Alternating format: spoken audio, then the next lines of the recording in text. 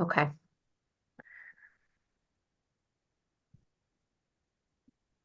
Hi, everyone. We are SISociety, a global movement where no topic is off limits. And this is Taboo Talks, a series of conversations with leading minds of the new earth, where we vulnerably traverse the taboo realms around our sexuality, intimacy, and sensuality. And welcome back to Taboo Talks. This month, we are focusing on divine union.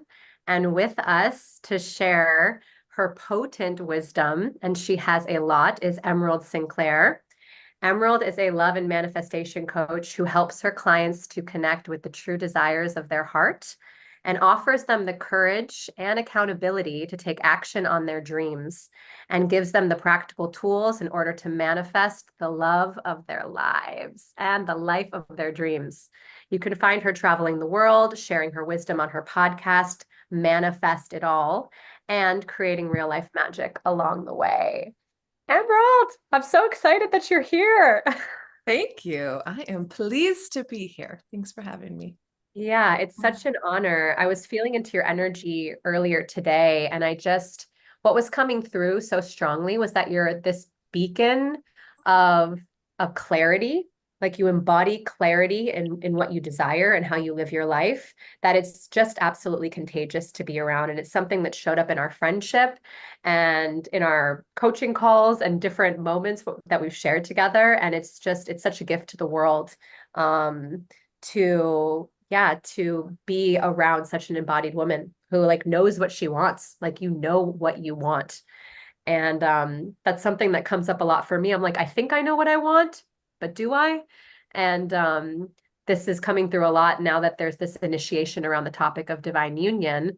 And I'm curious um how how you got clear on what you desire and how you encourage others to get clear on what they want in the space of divine union and manifesting their dream partner. Hey, it's a big question. Going with the I bang. will, I'll do You my got best to answer, to you answer got it. it. Yeah. So here's the thing. Knowing what you want has to stem from a really deep well of self-trust.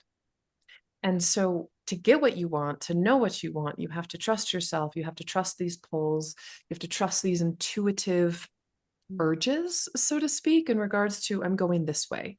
And I think there's too much emphasis around needing to know the end result rather than what potentially feels right as the next, let's say, signpost. And if we use driving as an example, there's all this, I need to figure out the final destination. Like I'm going to Disneyland, I'm going to New York, like I'm driving to this final destination. But the truth is, and actually, like we were discussing before we hit record, life is going to be a series of I want it and then I get it, but then I want something else and I get it. And I want something else and I get it. I want something else and I get it. And so I believe it's a process of following your intuition, following your desires. And when you follow your desires, when you take action, you're also going to get more and more clarity around do I want this or not? And so if I use one of my recent new clients, for example, she wants to meet the love of her life. And so she's not really a big fan of online dating. However, we are using online dating right now as a tool to expand the container around do I really know what it is that I want? How about this? How about that? What if he's older? What if he's younger? What if he has kids? What if he doesn't? What if he does this job? What if he looks like this? And so we expand the net really wide so that it can get smaller and smaller and smaller and smaller and smaller into a place of truly knowing who you are and what you want.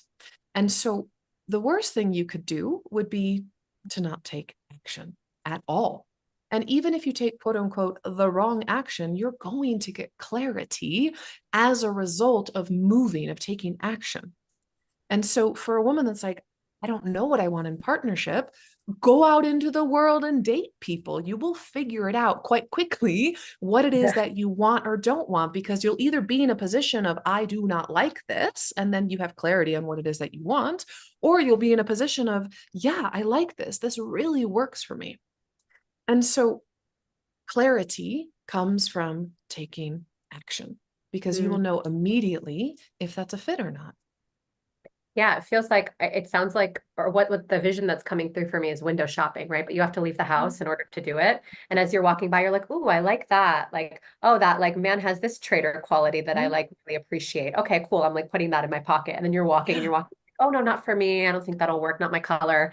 And then you're continuously kind of just gathering new information throughout the process. Mhm. But the point is that we have to jump into it and we have to immerse ourselves in it and almost meet our quote unquote manifestations halfway. And like, is that something that you believe in? Like, because there's all this talk around masculine, feminine polarities and energy, and how like women are meant to receive and fully lean back. And for me, like the story around that just looks like me laying in bed and like, I don't know, like the man of my dreams knocking on my front door, like me just doing literally Right. nothing.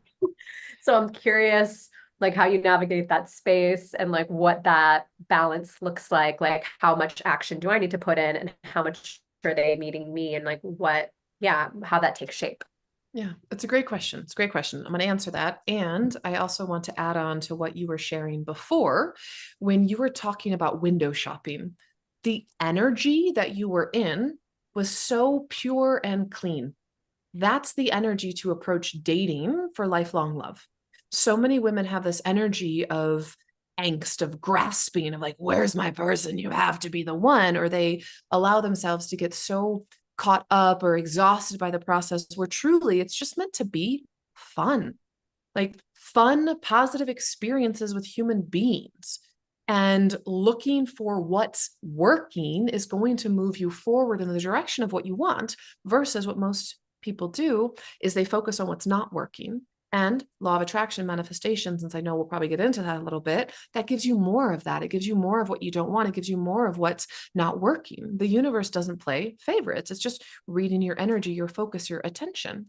And so if you could have that same energy of, I'm just window shopping. I'm just trying to figure out what it is that I like or what it is that I don't like while being honest and in integrity with these men or women that you're window shopping with, right? Like, I desire to have a deeply committed relationship. However, I'm not 100% sure of what that looks like. So, right now, I'm dating to figure that out. So you're always being honest and clear and direct with potential partners. I did want to say that, but I wanted to highlight what you said because it was a really beautiful example that I think most women can resonate with. Like, you don't go window shopping and feel like I need to buy the first thing that I try on. Of course not. Like, you're just trying on a bunch of different outfits and maybe you don't buy any of them, but in the process of trying them all on, you're going to have clarity, what you like, what looks good on you, what's your fit, what's your style, what's your color. Like, you're going to figure it out. And there's this paradigm around you have to meet the one and you have to be with them for the rest of your life, or else you are a failure. Thank you, Mm. Hallmark and Disney movies. That is not what I believe. And that is not how I teach dating and love manifestation. Relationships are meant to level you up with every single one.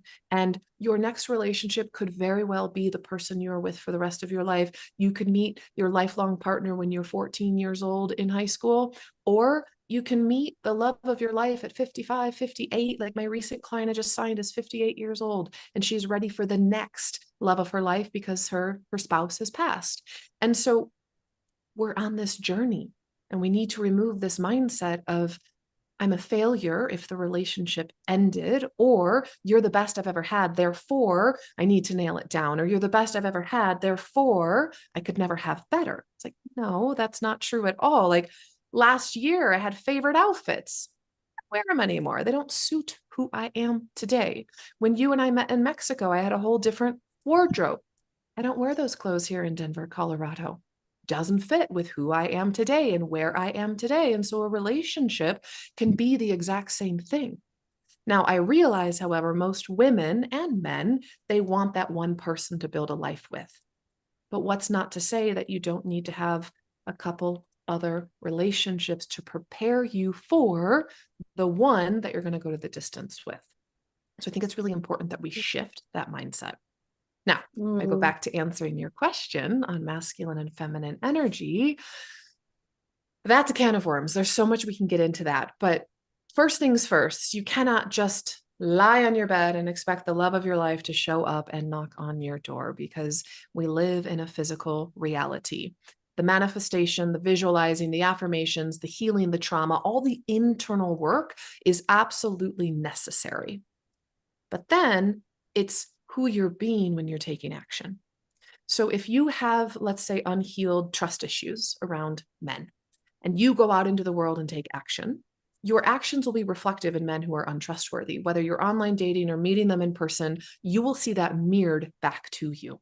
And that's great because you can see where you still have parts of you that are not aligned with unconditional love.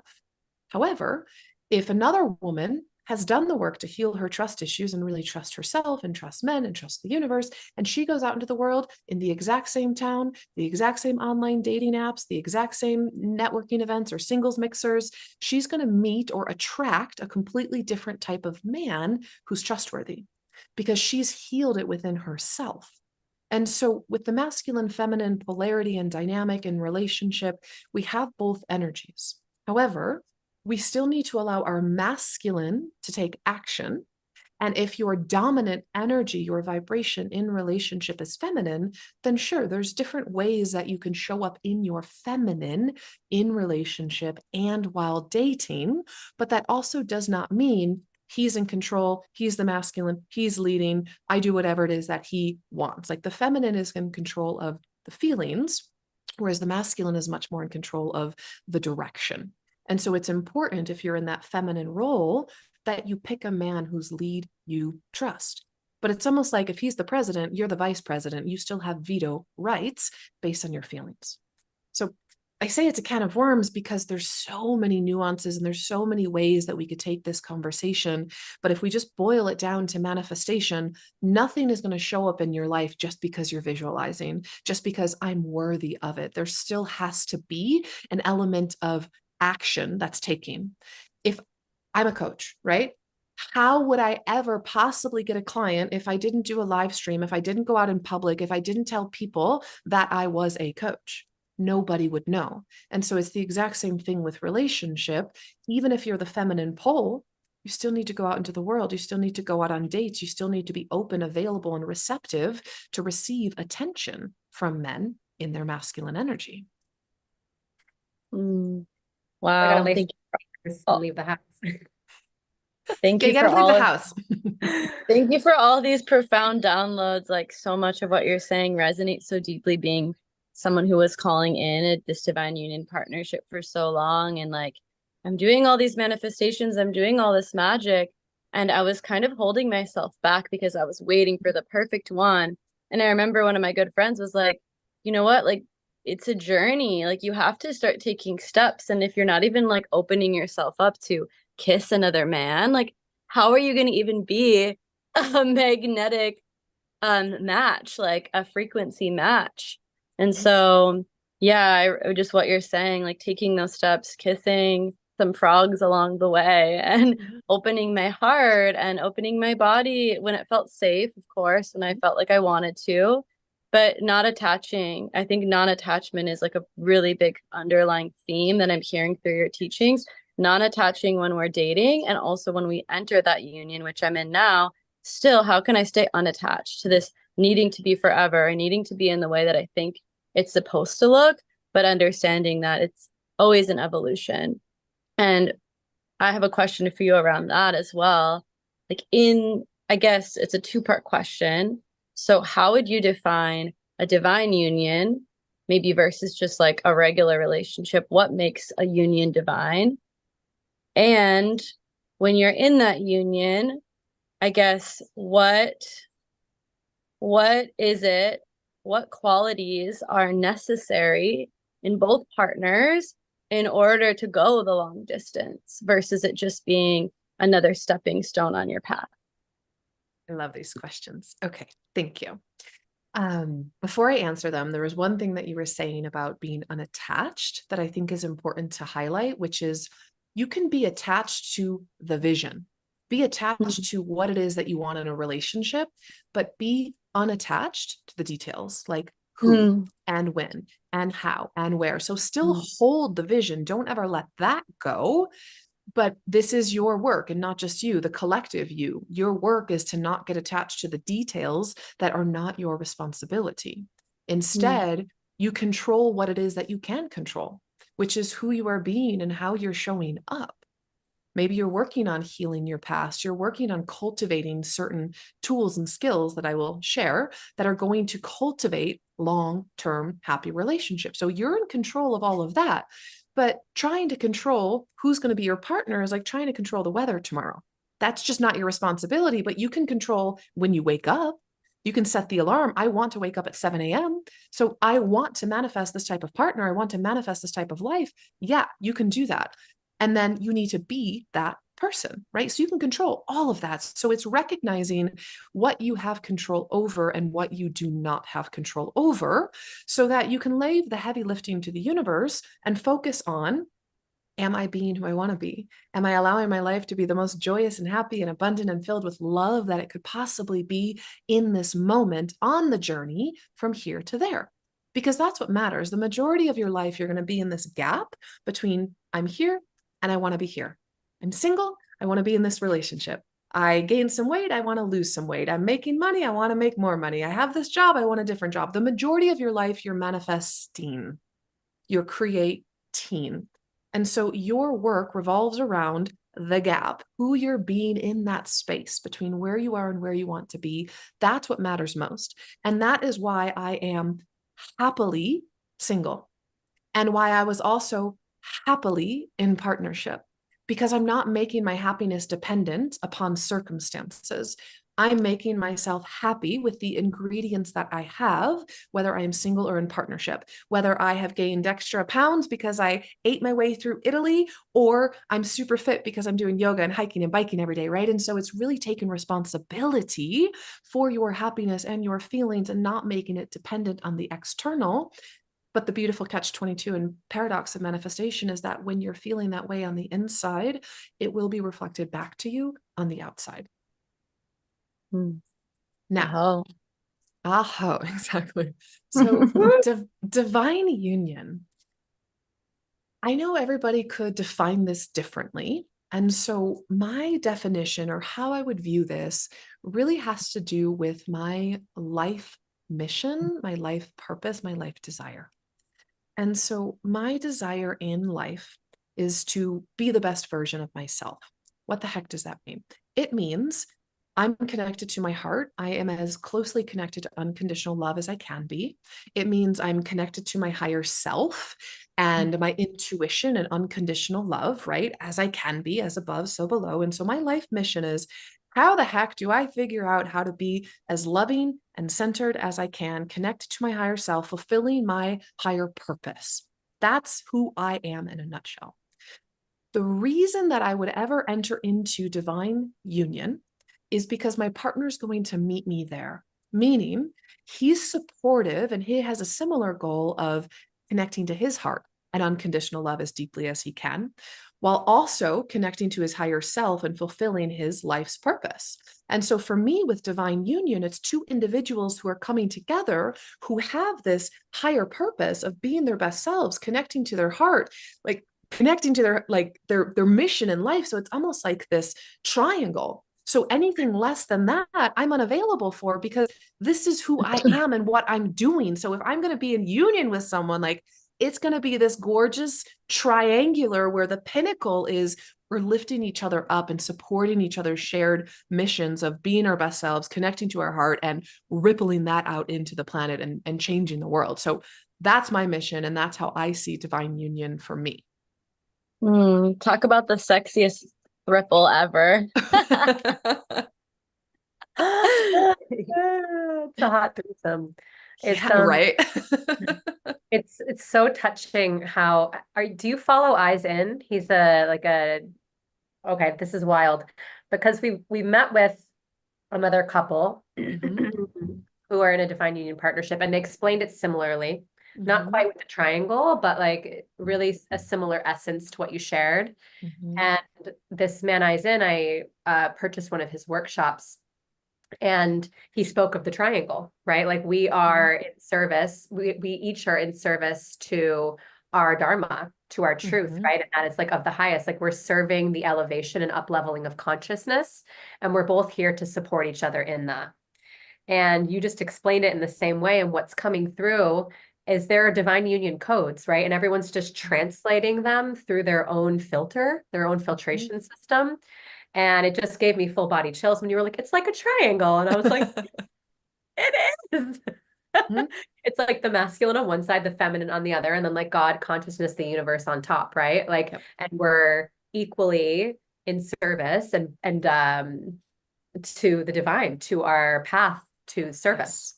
Yes. So Yes. anyway, that was really kismet and beautiful that you shared that.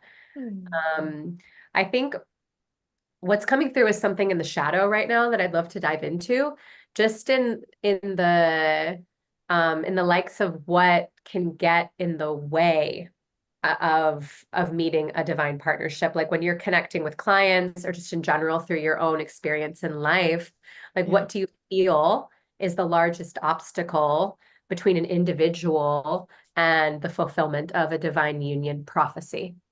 Sure. So it kind of it ties And in. just really briefly, maybe also just like circling back to the second question I asked too about, yeah, those can go together. Maybe we go into the shadow first and then the light Yes. after. I didn't forget. I was actually going to tie them together and say it actually really ties into what makes a relationship work and what could get in the way of that divine union, right? And so if we think about the qualities, the characteristics of what is going to make a long-term relationship work, you have to know who you are. You have to know what you want. You have to understand your triggers, your shadows, your dark sides, your baggage. And ideally, you have done work to work through that, but you're never trying to be perfect because there is no perfection. We're human beings. We're in this constant growth and evolution over lifetimes. Like there is no perfection. However, the growth mindset is oh so important. Because if you're expecting to stay the same, and the only thing I could ever promise any human being on the planet is that everything is going to change, then that relationship's not going to work, especially for men and women who are on the spiritual path, the path of personal development, which is all of my clients. And I have experienced this in past relationships as well. If I'm on this trajectory of growth and he's not, the relationship is not going to last. It just won't. And so that's why I view my work with my clients as preventative, meaning preventative of divorce, preventative of heartbreak, because you really want to make sure you're at that same level, that same trajectory, but you are going to grow at different levels and you're not going to grow in the same way. Like just because I enroll in courses and masterminds and listen to certain types of podcasts or go on certain types of retreats does not mean that my partner's journey would need to be the exact same. And so it's important that both are embracing growth, both are open-minded, both know who they are and what they want, both are able to have the emotional intelligence to communicate when they're triggered or activated or upset or wounded. What are other skill sets that I would say? So communication, I believe, is a big one. Emotional intelligence is a big one. Growth mindset is a big one. Have dug in and healed your past is a big one. Like those, I would say, are the top things. But then there's also shared life vision, shared relationship vision, shared values. How do I feel when I'm with this person? Like all of that matters. Do we have compatibility? Do we have companionship? Like it's a lot when you really dig into the bigness of divine union and the clarity in what you want. These types of relationships are not going to be a dime a dozen. And this is why a lot of people on this path right now are single, because they're really making sure they're in a space of, I'm ready for my person, but you don't have to be perfect because we can still learn and grow together. But if we look at maybe the shadows, the challenges, the dark side of when I would suggest that a man or a woman is not dating or not in partnership, is when they really have some big trauma, some big wounds, or when they don't trust themselves. If they don't know who they are, if they don't know what they want. Now, mind you, of course, dating can help you figure that out, but it also might be really good for you to figure that out on your own or to go to therapy and to go through healing modalities. And so it's going to be unique for every single individual. So I can't really give a blanket statement of, in this case, you should date. And in this case, you should not. You should just focus on going to therapy with your therapist. But ultimately, what I would always suggest is that everybody is focusing on these tools that are going to support you in lifelong partnership, and not because you're trying to get in a lifelong relationship, but because you want to have the best relationship possible with yourself and others. That's communication. That's boundaries. That's knowing who you are. That's healing your shit. That's looking at your shadow, on and on and on. So all of these tools to support you in being your best version of yourself, as close to your higher self as you can, are going to support you in divine union. Yeah, what I'm hearing is that really these relationships are harnessing and polishing and perfecting all of these tools in our tool belt of relating that we can apply into all of our relationships that are going to benefit us, our relationship with ourselves, our relationship with our children, our family, our friends, and kind of to reverse that definition of divine union too. Something that Heather and I have been talking about is how we can find divine union with friends, with business partners, with siblings, with a stranger. Like if we're coming into that place of resonance, with such deep resonance, and someone is truly that mirror, and we're able to meet them as they've met themselves and their divinity, and we're able to meet them in that same place with our relationship with the divine, then do you believe that we can really experience divine union with infinite relationships, with infinite faces, with infinite souls? Or do you kind of ascribe that there's like a one person for you lifetime mindset? So what comes up for me is actually how A Course in Miracles describes love and partnership and unconditional love. And ultimately how A Course in Miracles describes it is that there's only one form of love. There's not special love dedicated to your significant other, or special love dedicated to your children or your best friend, but there is just love. And I think it can be challenging to be in that space where you're offering the same type of love to everyone, to the beggar on the street versus your partner versus your best friend versus that girl who's a bitch to you in 8th grade. Like, that's a pretty challenging spiritual journey to be on, to be in that space of love or divine union with the universe, with everybody you come across. And then we also need to add a little caveat there, which is part of love is having boundaries. Part of love is saying, like, this is how you get to interact with me. Like, unconditional love in a relationship is actually not healthy, because unconditional love would be, you can walk all over me. I love you so much. Like, do whatever you want. It's like, no, that's actually not unconditional love. Being unconditional loving to yourself is being clear in who you are and what you want and my boundaries and how it is that you are going to treat me. But that's not to say that you can't be filled up with unconditional love and be connected to self and heart and source and the divine.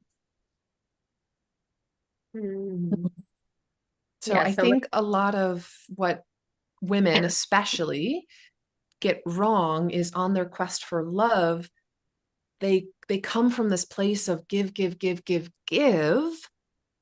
but they're not honoring their own needs or their own boundaries. And that's not unconditional love. We could also use the example of a mother and child. If the mother makes it all about the child, then she's also lacking. It's like, you have to put on your own oxygen mask first. And then also, what's the example she's setting for her child? Like, it's not about me, it's all about you. And then that child's going to grow up with one or two mentalities, either A, just like mommy, which is, my needs don't matter, I need to give to everyone else, or the opposite end of the spectrum, it's all about me and nobody else matters. And so that's when it's like codependency or narcissism in a way, right? And so we have to have our own source and center and connect to self and not really have it be about the other person. Then we can come together in divine union, because you have two very strong individuals who are connected to heart, connected to source, know who they are, know what they want, have the boundaries, have the communication skills, and they come together to have this interdependent dance. So beautiful.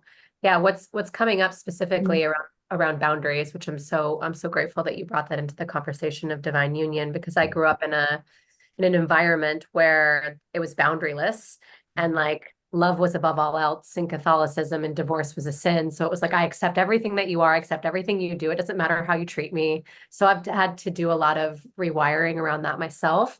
And I still am in that space, and I'm really committed to it.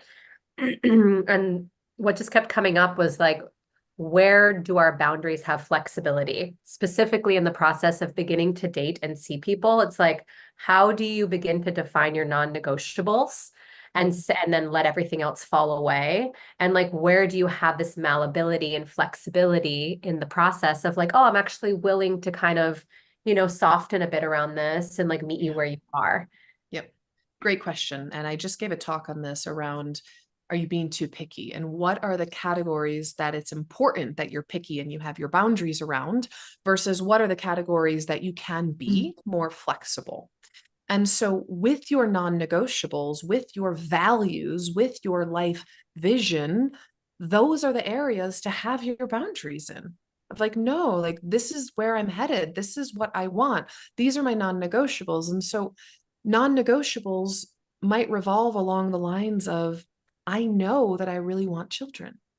But here's an interesting thing. One of my past clients, she and her ex broke up because she knew that she wanted children and he was uncertain, he was unclear, and he was kind of leaning towards no.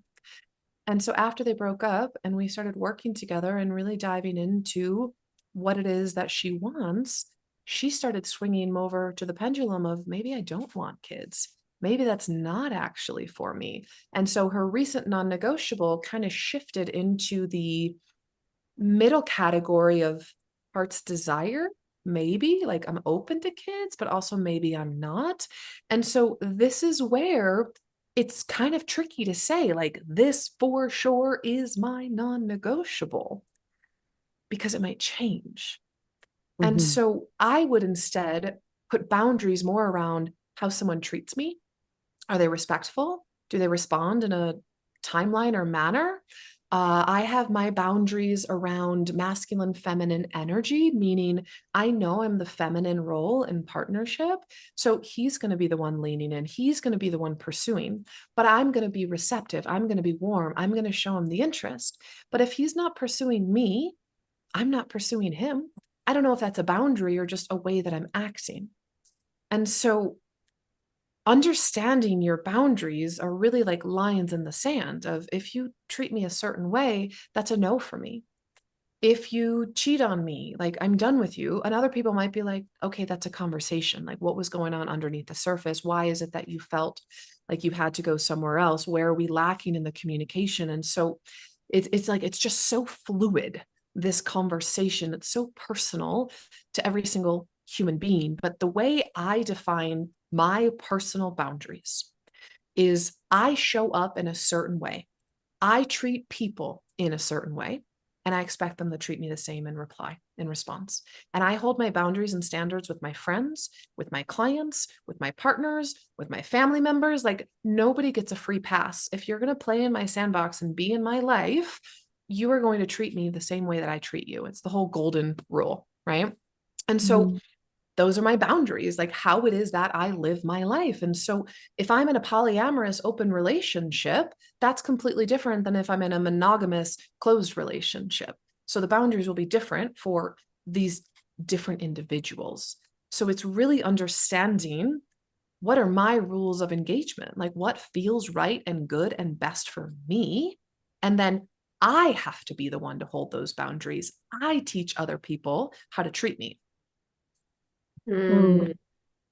Yeah, I love everything that you're saying around this and just being adaptable with how the boundaries are going to inevitably shift as we are changing. Like you sharing that story about the client you worked with, it really rung deeply within me because that was something that I thought that I really wanted. I thought I wanted to have kids. I thought I needed to live with my partner. Like I had these really rigid ideas of what I thought were non-negotiables just because that's all I'd ever known from culture, from media, from my family's depiction of love and romance, and from previous relationships. And it's so interesting because, yeah, like manifesting, right? We like when we're calling in our partner, we write down all these things that we want. And I had such a long list for years. I was adding to this list, like, and then I finally met my partner and I go through the list and he matches every single one minus like a couple physical ones. And I'm like, this is so silly. Like, why am I manifesting like the physical? That's like what was actually keeping me from calling him in because I was so focused on these physical outside things. But coming back to the boundaries, like for me, it's like the emotions and the heart and the connection and how I feel with him and the safety and the communication and the self-responsibility, like the more like embodied pieces that can't just be like their lifelong refinements. Like that's what has been more important to me. And then I realized through our relationship, he has a kid, which I wasn't expecting, but because he has a kid, it actually has completely shifted the way I viewed wanting kids. And I'm like, you know what? Actually, I've never really wanted a kid. I think this is just society telling me I was supposed to have a kid. And like all my Shakti energy in my 30s is going towards my business. That's what feels really aligned towards my Dharma.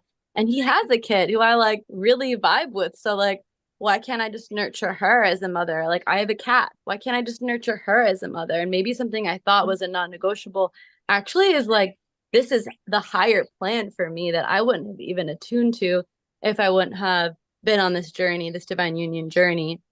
And, strong boundaries around living alone. Well, look at where I am now. I'm so grateful I'm living alone. This is the medicine I needed. So just like being flexible with the boundaries that we have, especially with the physical ones that we place, and that might be more societally based, and really getting clear on like what it is that I actually need in my evolution and relationship at this point in my life, and just being open to how that can change before Xing someone off just because they might not fit all the criteria that you initially have set. Oh my God. I have two quick client stories exactly related to that. One client story, she made the list just like you did. And within a week of working together, she met the man who ticked every single box on her list. She's like, holy shit, Emerald, like this was fast. But after one or two dates with him, she realized she didn't feel safe. She didn't feel heard. She didn't feel seen. She didn't feel respected. She's like, oh, it's not actually the list that matters. It's part of that, sure, let's say matters, some of the non-negotiables, but it's how you feel when you're with him. And so that was a really beautiful awakening for her around it's not ticking the boxes. Now, I think of another client example where she met a man who was not her traditional list. Like her type was tall, dark, and handsome and wealthy and blah, blah, blah, blah, blah. And the man that she's actually now engaged to, she's like, yes, he's attractive, but he wasn't my type. I wouldn't have picked him out of a crowd and been like, you're the one. She's like, but he's so much more. He's not everything on my list. Like he doesn't even make as much money as me. She's like, but that actually doesn't matter because every single day I'm with him, I feel loved. I feel grateful. I feel seen. I feel heard. I feel cherished. Like, she's like, that's actually what I want in a partner. And so there's certain things, have your boundaries, non-negotiables around. But then there's certain things like Mr. Tall, Dark, and Handsome and makes $1 million of like, if he's a complete a-hole, you're not going to be happy and satisfied in that relationship. Now, mind you, if like money and good looks is all that matters, then that's fine. You can have that, but you're missing out on the depth of actual connection with your partner. And so a lot of my clients have ended up with men who aren't their traditional type. And the thing is, if you're going based on looks, you're in your masculine energy. If you're attracted to a man before you know who it is that he is, before you understand how it is he's treating you, you're in your masculine energy. Think about it. Men are naturally attracted to looks.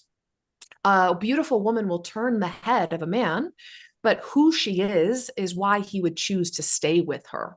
Otherwise, she's just going to be something pretty to look at or a one-night stand. It's her depth. It's his connection to her heart that he really wants. A masculine man wants to connect to the feminine essence of a woman. And so that's why we are the gatekeepers of sex. And we've got to wait. We've got to make sure we're trusting his lead before we say yes. So if you're focusing once again on the looks before you get to know someone, you're in your masculine energy. But if you're connected to your heart and paying attention to how do I feel when I'm with this person, and you're not going to know till you meet them in person. And so that's feminine energy. And that's why I tell my clients, I might go out on a date with any man who's at least, let's say, a 5 or a 6, because I promise you, when you get to know him, he will become more attractive to you, should getting to know him be positive. But you could also meet a man who's a 10 out of 10 and you get to know him and he is a complete a-hole, and all of a sudden you're not attracted to him anymore. Like, we've all had that experience. And so putting the emphasis on looks as a feminine woman is not a good idea. It means you're in your masculine. Mm. Yeah, the truth of the relationship and what I'm hearing you say is how we feel. It's not our like thoughts about someone, our egoic constructs around like how they should be and how they should show up. But really, as we zoom out in this conversation, it's just coming back to the beauty and the magic of love and how irrational it is, right? We can sit here and like click, click, click, click, click, and do all of the math and all of the organization and get everything ready. And then all of a sudden, it's kind of like, it feels like love is just kind of like a bus hitting you sometimes. You're just like, whoa, like this was incredibly unexpected, but I feel deeply safe around you. I feel at home. I feel like I am emotionally safe. I can be all of me around you. And this just was a surprise. And I hear that. I hear that through other friends' examples, and I've felt that in my life where it's just like the last thing that I was expecting, and then here comes this person out of left field. And yeah, I really just love that the truth of the relationship is how you feel, how your body feels around them. Yeah, it's important to feel Yeah, safe. And it's also important to mention that the woman and man, but especially since we're talking about women, the woman needs to do her work to feel safe and trust herself, or else she's never really going to feel safe around a man or be able to trust a man. And so this is also where it's a reminder that the partner is going to reflect back to you who it is that you're being. Yeah, this is like directly tying into the next question I have for you, which is as it comes to the heart and the feminine essence and the emotional intelligence and vulnerability and all of these skills that are really integral to sustaining a relationship go, as we traverse divine union and we go past the honeymoon period and the bliss, and we start to enter and we start to really meet somebody in their rawness and in their chaos and in their shadow, right? I feel collectively, individually and collectively, that right now there's a really big heart activation happening in the higher heart and in the masculine energy, not just in a masculine body, but in the masculine energy that's really being called forth to open and expand and feel in deeper ways than the masculine has known or been given a roadmap for how to feel. And the feminine essence is really guiding that journey right now.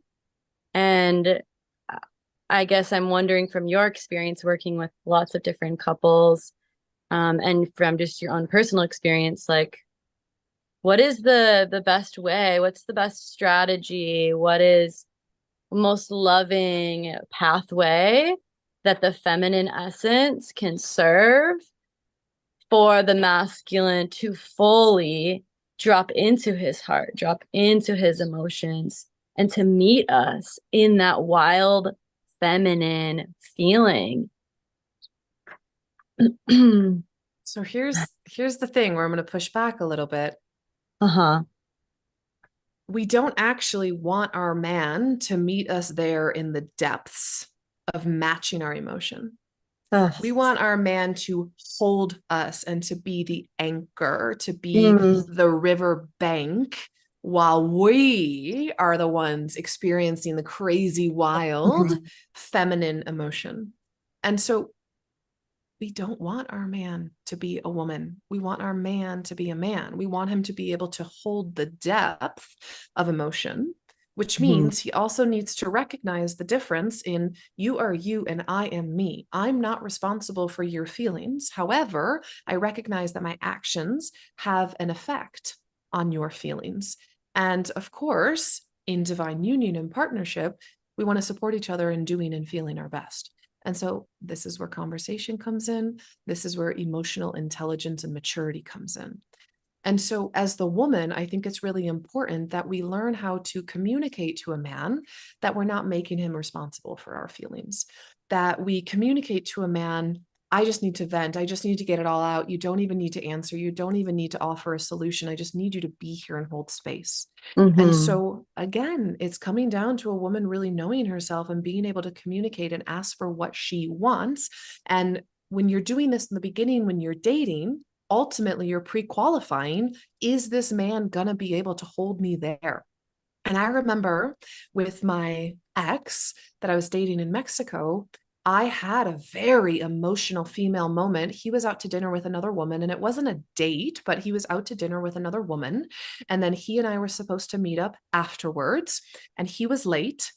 But he didn't text me, she did, and it brought some stuff up, and I was so fucking pissed at him. Like, I was livid. I was pacing through the living room to the point where I was like, I need to leave the house and pace around the block. And as I was leaving my house, he was coming in, and he just took one look at my face and he was like, uh-oh. And I was like, walk with me. And so we just lapsed around the block, and I got it all out and went back to my apartment, and I continued to talk and talk and talk until it was all out and it was all clear. And he just held such space and such masculine energy and such grounding. He didn't react. He didn't respond. He wasn't defensive. And when all was said and done, I asked him, I was like, how were you able to hold such grounded space? He's like, because I knew it wasn't about me.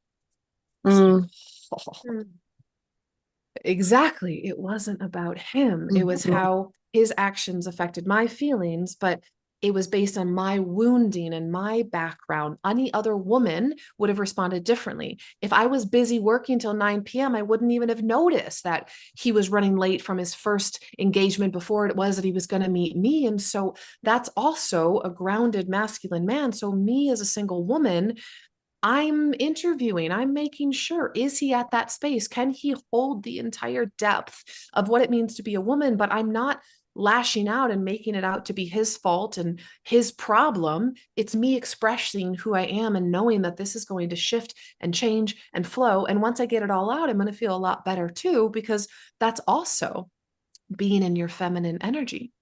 If we bring biology and science into this, women naturally have 10 to 20 times more estrogen than men.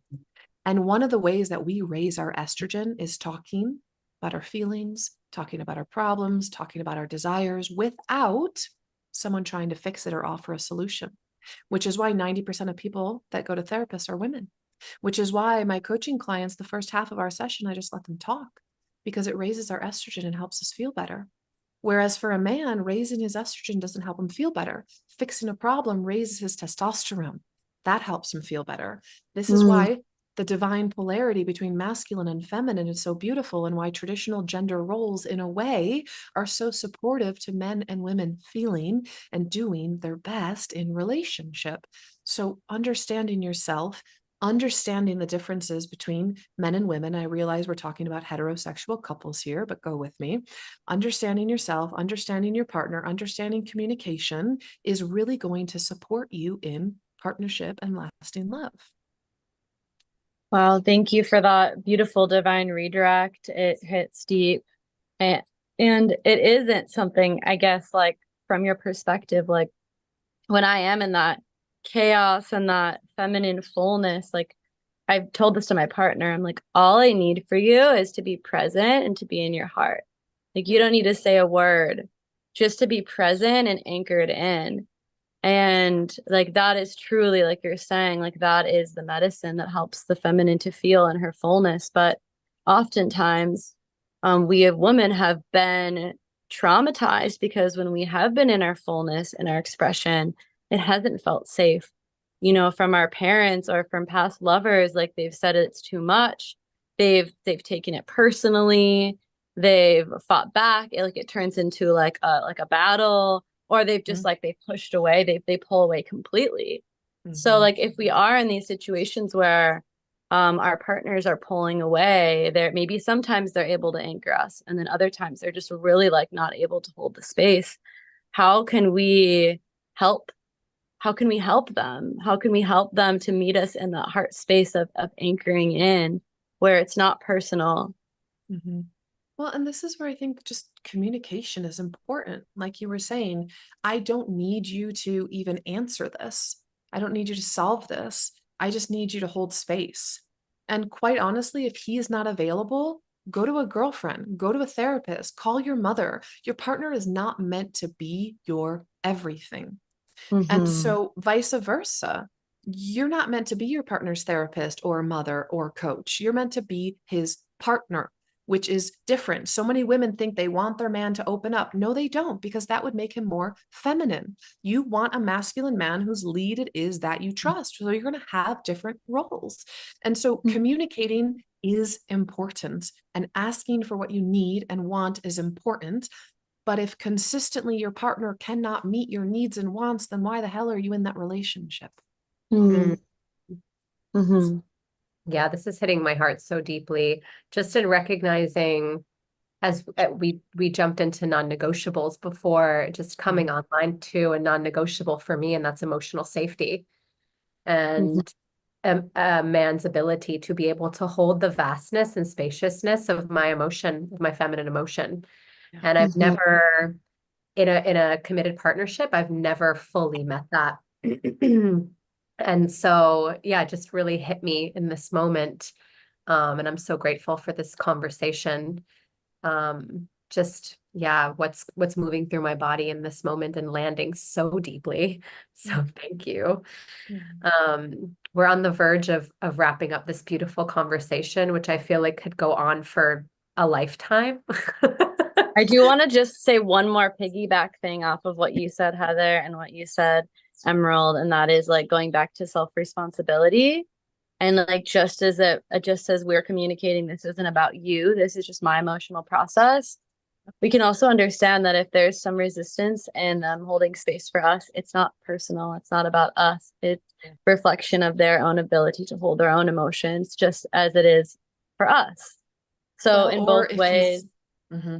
If he's Yeah, taking what were it you- personally, or if he's getting defensive. And it also matters what you're bringing up.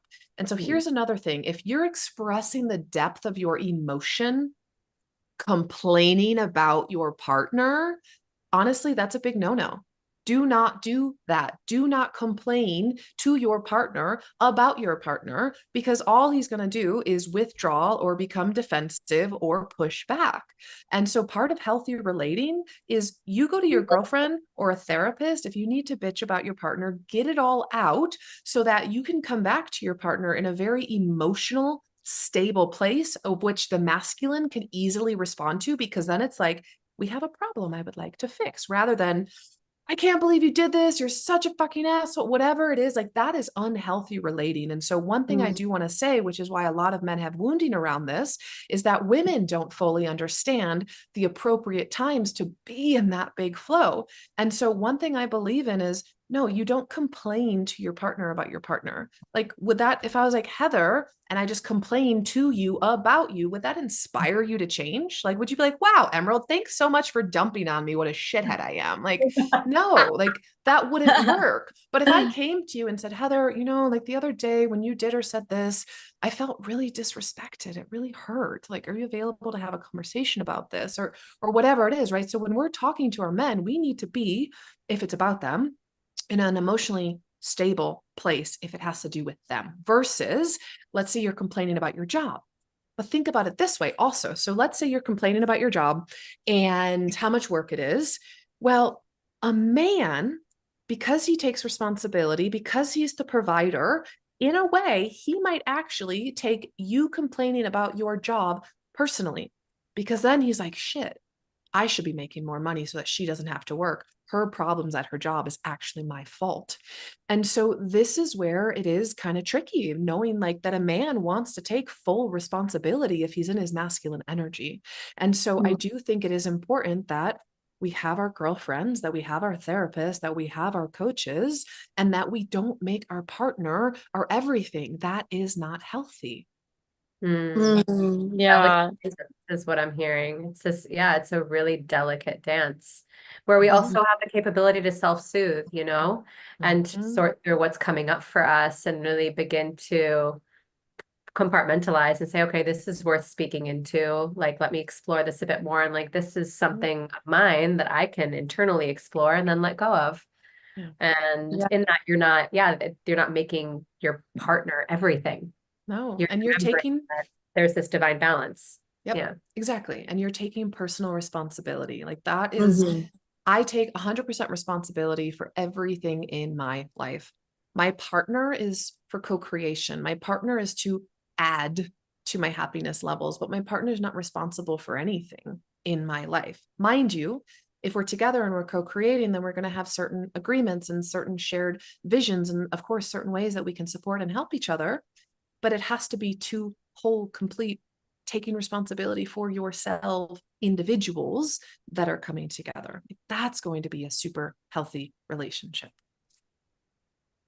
Yeah, just hearing you share, I'm like looking at my relationship, all my previous relationships, and looking at like when I was just dumping on them my emotions and really outsourcing my ability to self-soothe or go to a friend and come back to them. And like I'm looking now at the situations that landed, like when was my partner able to hold me? Oh yeah, when I was taking responsibility, when I was coming from a grounded place, or when it had nothing to do with him and it was just me expressing and he could feel that versus like latching on and being like kind of like arguing or like blaming and then expecting the masculine to like have empathy and hold you in your emotional chaos when you're like kind of nitpicking them. It's like, of course they're not going to be able to hold you. Like they're getting defensive because they feel attacked, and then you're asking them to hold your emotions, like to have compassion for you.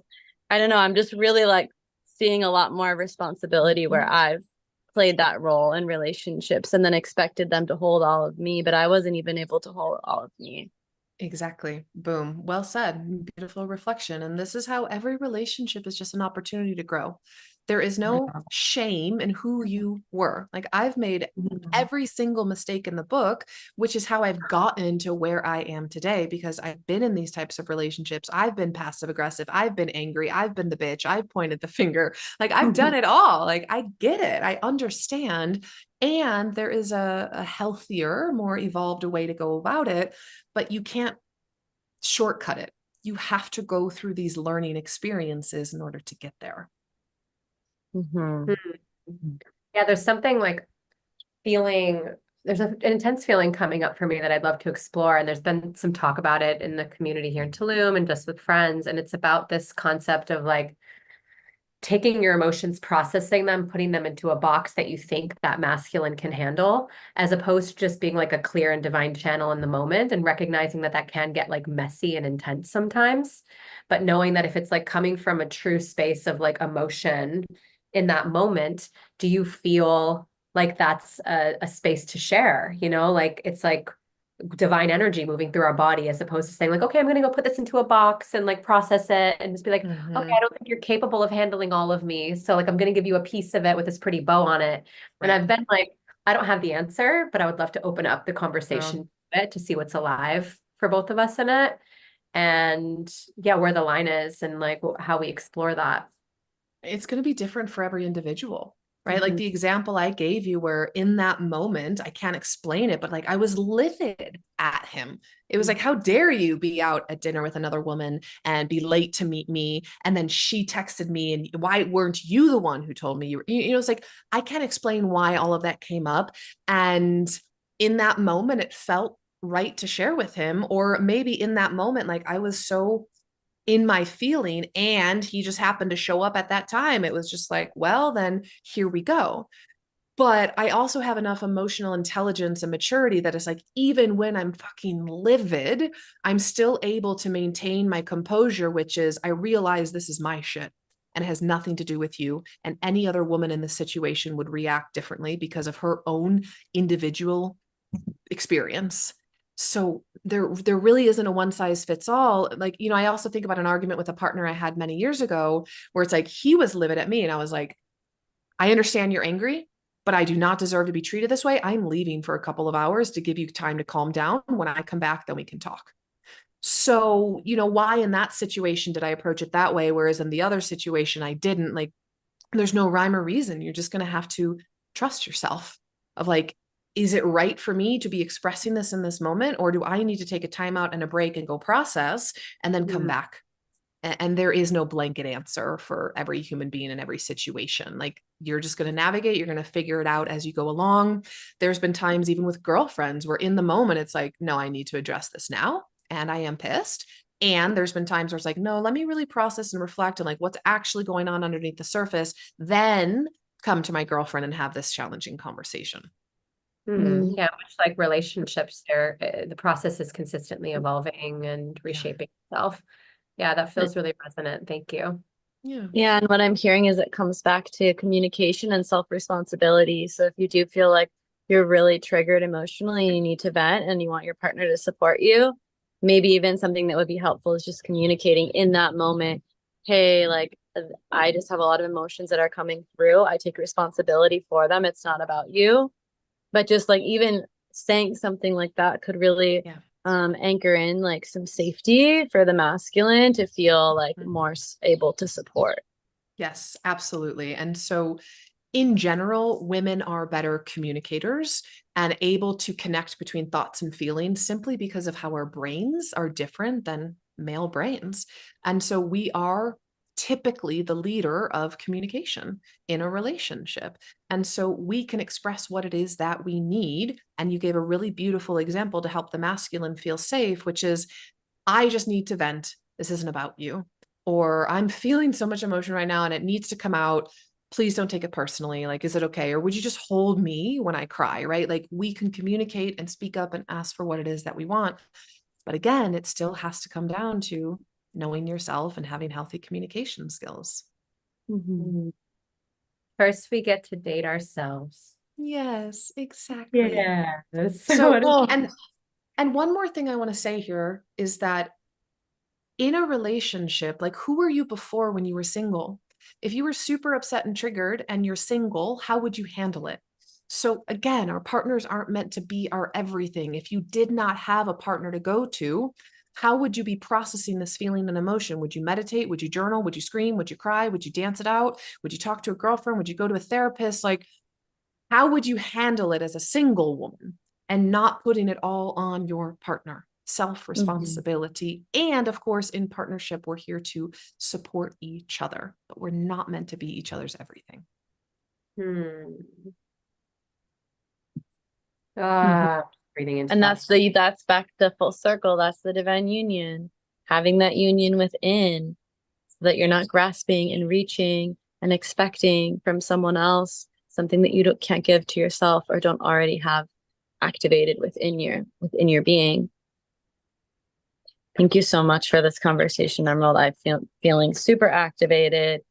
Like a lot of uncertainties I feel are like clicking and crystallizing into my being right now. I'm feeling really energized and excited, and like I have this whole new frame on relationships and love. So thank you so much. My pleasure. I'm so happy to hear that. Yeah, such deep gratitude to have you here with us and just to really feel the level of clarity that I spoke into at the beginning of the show that you embody and that you share with the world. And your work is so important. And yeah, I feel like the clutter that was in my head before is starting to kind of dissolve and like my eyes are opening and I'm like, okay, I can work with this. Like this is manageable now. So yeah, with that being said, wanting to thank you for your time and energy today and coming on the show. And we are SISociety, and we have these conversations every week with different leading minds of the new earth, such as this one right here with Emyrald Sinclaire. And we welcome you to and invite you to follow both our Instagram, our YouTube, and our Spotify podcast if you desire to continue being a part of these conversations. And before we hop off, Emerald, you have so much to offer within the space of your coaching programs and one-on-one sessions. I would love to give you the opportunity to just share what's alive for you in that space, maybe a bit about what you offer and how people can get in touch with and work with you. Yeah, thank you for offering me that space. You're welcome. I love directing people to my Instagram at Manifest with Emerald and my podcast, Manifest It All, because there's so much juicy wisdom and nuggets there. And on the podcast or on the Instagram, like, that's where I tend to talk more about current offerings that I have going on. In general, I will maybe have a couple spots open for private coaching, and then the group coaching will happen once or sometimes even twice a year. And I even have a monthly membership that's an all access pass to all of my courses and programs for the woman who's going to go at her own pace. But in general, in a nutshell, my work on this planet is supporting single women move through their challenges in dating and relationships in order to call in that divine union. And as we talked about today, it means that you're doing your work to become that person on your own so that it's two complete individuals coming together. And so, whether I'm working with a woman privately one-on-one or in the group setting, or she's going through the membership, she's going to receive that type of support just at different levels, let's just say. Oh, and then I also have a book. I don't know why I always forget to mention my book. You have a book? Yeah, I do. I have one right over there in a little basket. So I have a client flying in for our first session tomorrow, and I created a little gift basket for her, including my book, so I could sign it and write her a little love note. But my book is called Destination Soulmate, and it's an 8-week journey of personal development and clarity in who you are and what you want to manifest the love of your life and life of your dreams. So if you haven't read Destination Soulmate, that's available on Amazon. Also on Kindle, so no matter where it is in the world that you are. And what I did is I adapted one of my courses on self-love and manifesting love into book form so that I could reach more people. And I've had clients experience incredible results just by reading the book. And then I've had clients read the book and be like, okay, I need Emerald one-on-one, and then transition into private coaching and have incredible results. So there's a lot of amazing content within the book. And one thing I do want to say is you have to do the work though. You can't just read the book. You can't just listen to a podcast interview. Like, you have to then show up and do the deep inner work that's necessary to have the shifts in your life. Thank you for speaking into that. And I'm literally going to buy your book right when we get off the call. Yay! That brings joy to my heart.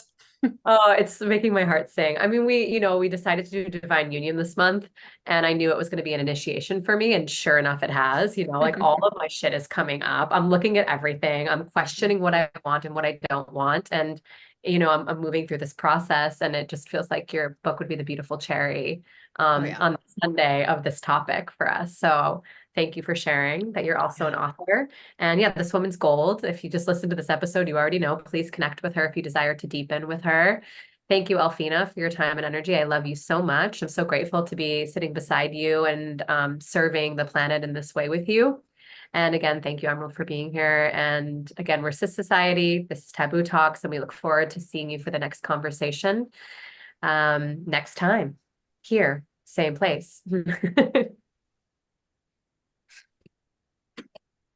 Yay! That was so fun. Thank you, ladies. That was so fun. Did you also stop the live stream too, Heather? I don't know. This is the first We might still be on YouTube. Watching. Hi, guys. Woo!